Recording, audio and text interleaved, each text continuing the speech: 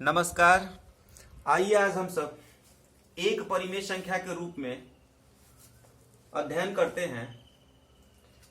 यहाँ पे एक का मतलब है वन, कि वन एक परिमेय संख्या है।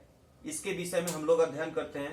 पिछले वीडियोस में हम लोगों ने जीरो एक परिमेय संख्या के रूप में अध्ययन किया था, जिसमें तत्समक अवयव और जीरो का गुणा भी हमने सीखा था। आइए अब फिर हम लोग आज एक परिमेय संख्या के रूप में देखते हैं।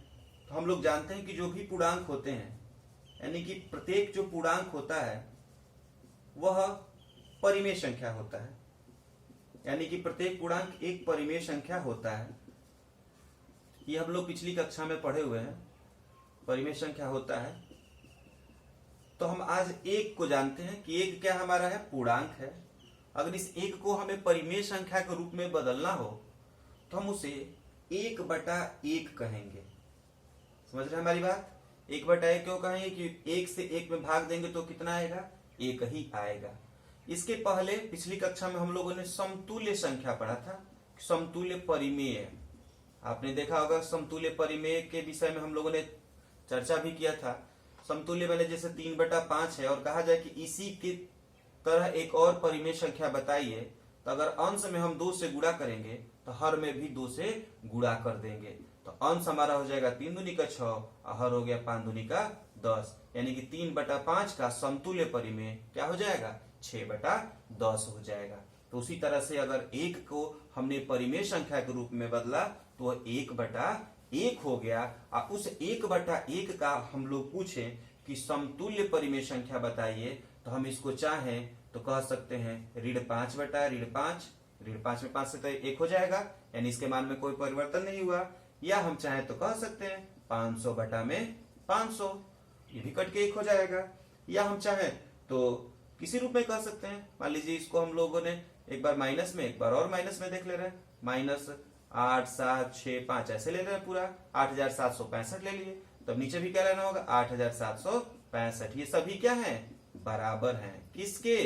एक के, यानी कि एक का समतुल्य संख्याएं हो गई। इसका मतलब कि एक जो पूर्णांक है उसको परिमेय संख्या के रूप में अगर लिखते हैं तो उसको अगर q के रूप में लिखा जाए तो p/q के रूप में तभी लिखा जा सकता है जब अंश और हर दोनों क्या होंगे?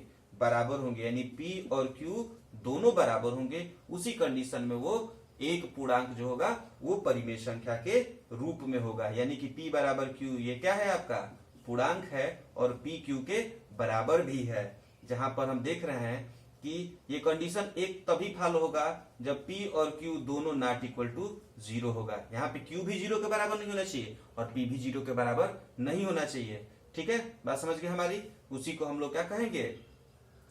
एक जो है एक परिमेय संख्या के रूप में है। बात समझ में आ गई आपको कि अगर कहीं एक लिखा है तो एक क्या है? पूर्णांक है। उस पूर्णांक को हमने परिमेय संख्या के रूप में व्यक्त किया, वो 1/1 हुआ। हमने देखा कि इसका अंश भी पूर्णांक है और हर भी पूर्णांक है, तो इस प्रकार से इसका q नॉट इक्वल टू 0 भी है, तो हम इसको कह सकते हैं क्या है? ये परिमेय संख्या है। चलिए तब अगला हम लोग इसका बिंदु देखते हैं। अब हम लोग एक के लिए देख लेते हैं गुणा का तत्समक, और 0 के लिए क्या था? योग का तत्समक। ये थोड़ा सा ध्यान रखना है। अगर कोई भी आपको 0 के लिए पूछ दे रहा है तो तुरंत वहां पे क्या लगाएंगे? योग लगाएंगे, क्योंकि 0 में जोड़ने पर ही वो संख्या प्राप्त होगी जिस संख्या को हमने जोड़ा। लेकिन एक के लिए जोड़ने में अंतर आ जाएगा। जैसे मान लीजिए कि ऋण 2/5 है और कहा जाए कि ऋण 2/5 में क्या जोड़े कि ऋण 2/5 ही हो जाए, तो हम क्या जोड़ेंगे? 0 जोड़ेंगे, 1 नहीं जोड़ेंगे। अगर यही कहा जाए कि 2/5 को क्या किया जाए कि ऋण 2/5 ही रह जाए, तो हम उसको क्या कहेंगे? कि गुणा कर रहे हैं। किसका? एक का। समझ रहे हैं? तो इसलिए गुणा है यहाँ पे, इसीलिए गुणा का क्या बोल रहे हैं? तत्समक बोल रहे हैं। गुणा का तत्समक अवयव। बात समझ में आ गई ना कि हम उसको क्यों कह रहे हैं कि ये गुणा है और 0 के लिए क्यों हमने योग कहा? तो चलिए, तो हम लोग जानते हैं गुणा का तत्समक योग के लिए कि किसी भी पूर्णांक में 1 से गुणा करने पर गुणनफल क्या होता है? वही पूर्णांक होता है। वही मतलब जिस पूर्णांक से हमने 1 में गुणा किया, यानी वही पूर्णांक होता है। इसका मतलब हम लोग अभी बताते हैं आपको। जैसे हमने कहा कि ऋण 7 है और ऋण 7 में हमने 1 से गुणा कर दिया तो क्या होगा, ऋण 7 ही होगा। इसी तरह मान लीजिए कि ऋण 65 है, इसमें हमने 1 से गुणा कर दिया तो क्या हो जाएगा, ऋण 65 ही हो जाएगा।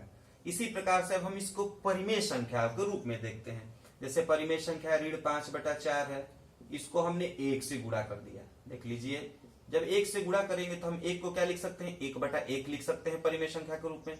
जब 1/1 के रूप में हो सकता है तो हम इसको क्या कर सकते हैं, ऋण 5 गुणे 1 बटा में क्या हो गया 4, यानी ऋण 5/4। यानी कि हम देख रहे हैं कि ऋण 5/4 में 1 से गुणा किए तो क्या मिला, ऋण 5/4 ही मिला। तो इसका मतलब कि जिस प्रकार पूर्णांकों में 1 का गुणा करने पर वही पूर्णांक मिल रहा था, उसी तरह परिमेय संख्या में भी 1 से गुणा करने पर वही परिमेय संख्या प्राप्त हुई।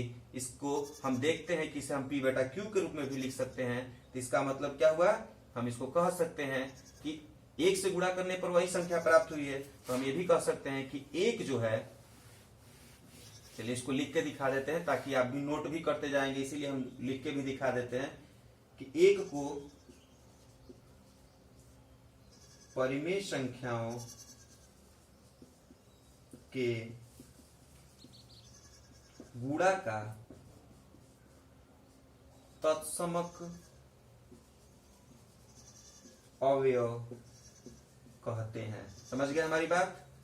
वहां पे 0 को परिमेय संख्या का योग का तत्समक अवयव कहा गया था, क्योंकि 0 क्या किया गया था, परिमेय संख्या के साथ जोड़े थे तब वो परिमेय संख्या वही मिली थी। और यहाँ पे 1 को क्या कर रहे हैं, हम उसमें गुणा कर रहे हैं तो वो परिमेय संख्या प्राप्त हो रही है। इसलिए 1 को परिमेय संख्या के गुणा का तत्समक अवयव कहते हैं।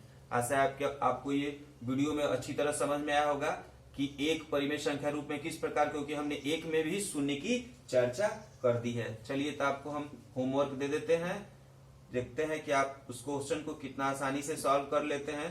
5/7 में हम 1 से गुणा करेंगे तो कितना होगा, ठीक है। और एक और दे रहे हैं कि अगर आपका ऋण 6/11 होगा, इसमें 1 से गुणा करेंगे तो कितना होगा। चलिए बहुत छोटे छोटे प्रश्न हैं, इन छोटे छोटे प्रश्नों को सॉल्व करिएगा। अगले वीडियो में हम लोग परिमेय संख्या का प्रतिलोम के विषय में अध्ययन करेंगे, जो हमारे लिए बहुत ही इंपॉर्टेंट है और कंपटीशन में भी ये टॉपिक्स पूछे जाते हैं। चलिए अगले वीडियो में फिर मिलते हैं, तब तक के लिए धन्यवाद।